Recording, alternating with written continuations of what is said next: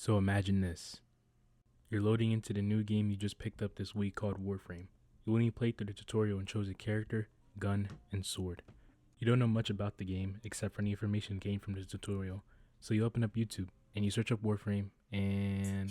She is so ridiculously busted. This Video is one of the just most like Warframe broken for the builds in first Warframe. Corrosive Delete protection, Warframe to your minus rooms heat by weapon merely armor to looking at them, everything. all while at the same Best mod time in the being game. super Seriously. duper tanky. Yes.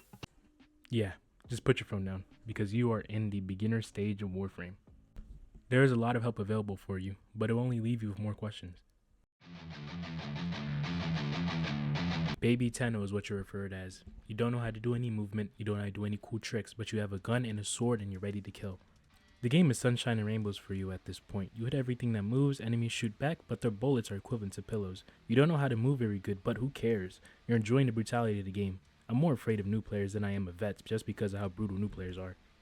I mean, I would almost end everything too if I was given a gun and a sword and a very fine lady was telling me to kill everything. It's a given. But more into the romance aspect later. So for now, you're just slashing, smashing, hacking, defending, skateboarding, and extracting. And that's pretty much the game for you. Easy, isn't it? You load into more missions, stare at the mass number of planets, and get excited because you know you're in for a treat. And that's the beautiful gift of Warframe that no one talks about for some reason. And you know what? You're not going to talk about it either. You're just going to keep your mouth shut. Just like we all did. It's our little underground gem. Our little diamond in the rough, if you will. Even though it's starting to get way more traction today. At this point in the game, you're like, it can't get much better, can it? Yes, it definitely can get better. Welcome to Stage 2. You're still considered a baby Tenno, but you know more than you did when you first started. You discovered the random colors button, and like a caveman to fire, you can't seem to let go of it. This is what I call the honeymoon stage of Warframe. You can't seem to put the game down either, and you got a dog too. At this point, you've gotten used to missions and movements. You actually start to think this game is a little easy than what you're used to. But Warframe shuts that idea down by giving you your first boss, the Jackal, a four-legged robot that shoots lasers and things of that nature. And quickly you realize, wow, maybe this game isn't that easy. Don't worry, this boss fight's only the first of many to come. This is actually probably the most interactive and one of the best boss fights in the game, arguably.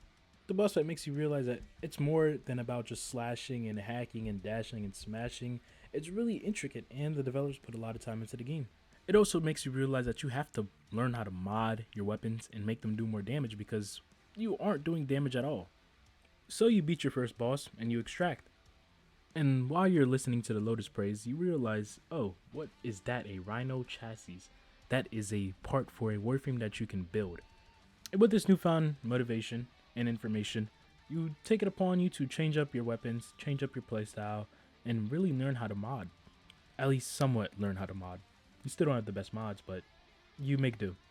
Your story continues and you make new friends. Maru and Mars gives you the ability to trade.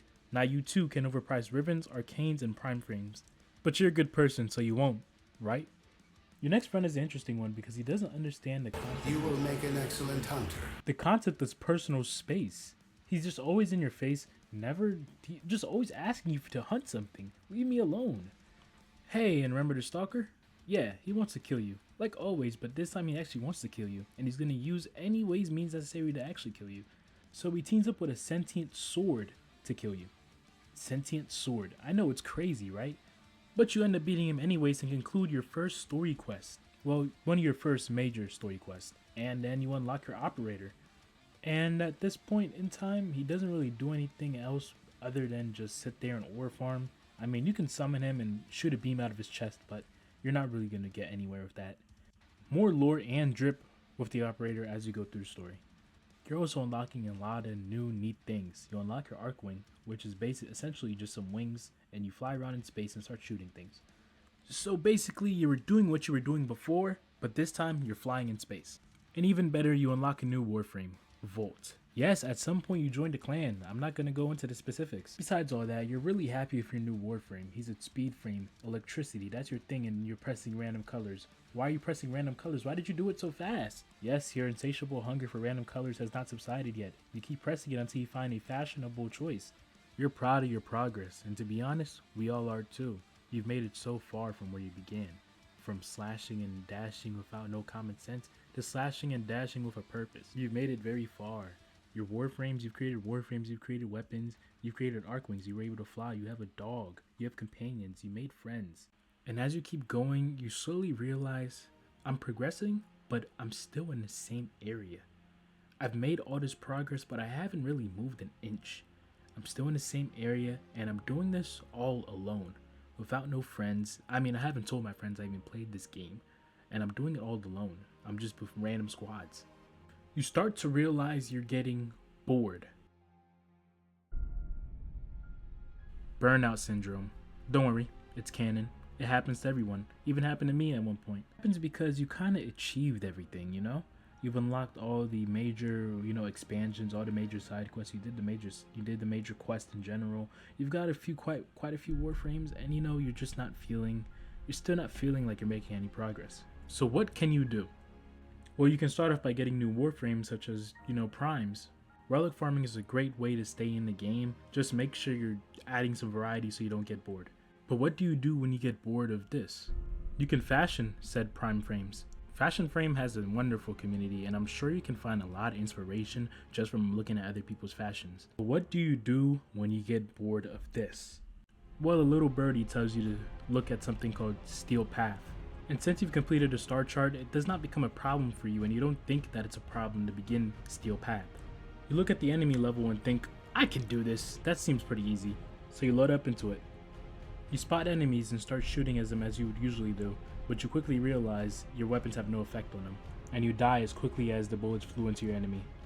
Thinking it was a fluke and overflowing with hubris, you stand up again, dust yourself off, and start shooting your enemy again, even pulling out your sword, which theoretically is supposed to be better than your weapon, and you die again. You get up again because the third time's a charm, and you actually manage to get some kills. You're doing some pretty good damage, as you can see.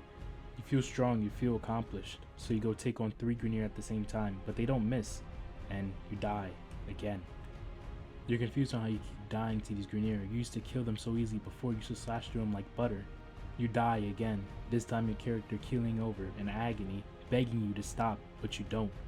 Overflowing with hubris and consumed by rage, you keep slashing and dashing and doing everything that you were taught, but in the end, your death is inevitable. Start thinking about how easy it used to be, how easy you used to slash through these Grineer, how easy you used to shoot them, how you always missed. Steel Path humbled you. It made you realize how weak you really are, how strong enemies can be, and what you need to do. You quickly realize that in the beginning, when enemies were dying and you were slashing and dashing without a purpose, all of that was just a tutorial. And in the end, you let the burnout overtake you.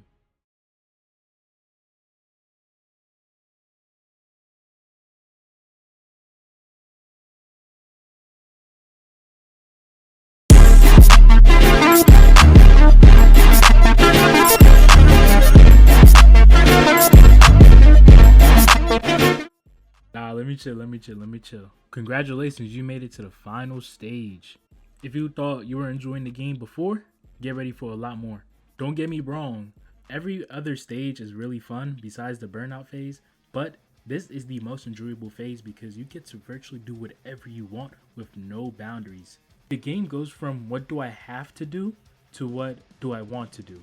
Because everything at this point, you're basically caught up, and the way Warframe works, you're not gonna fall behind easily. You're gonna actually catch up very quickly, even if you do end up falling behind, quote unquote, because it's not really possible to fall behind.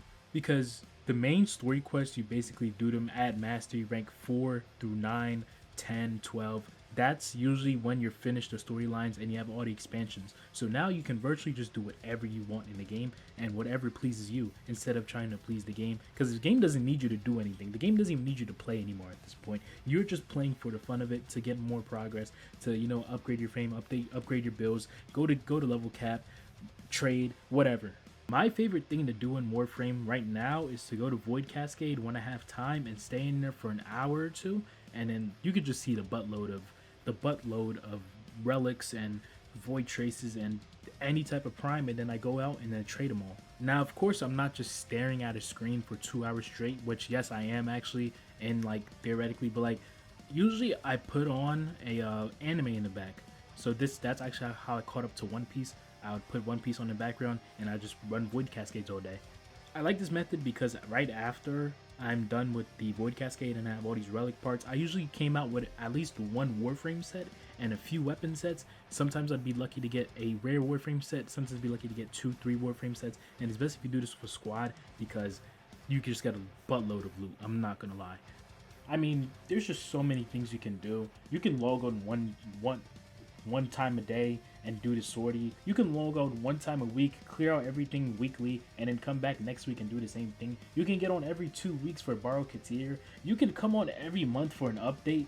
Literally, this game is so consistent. You don't have to do anything either. You don't have to do anything at this point. You've made it. And the game does not disrespect your time. The time you put in will reflect so much.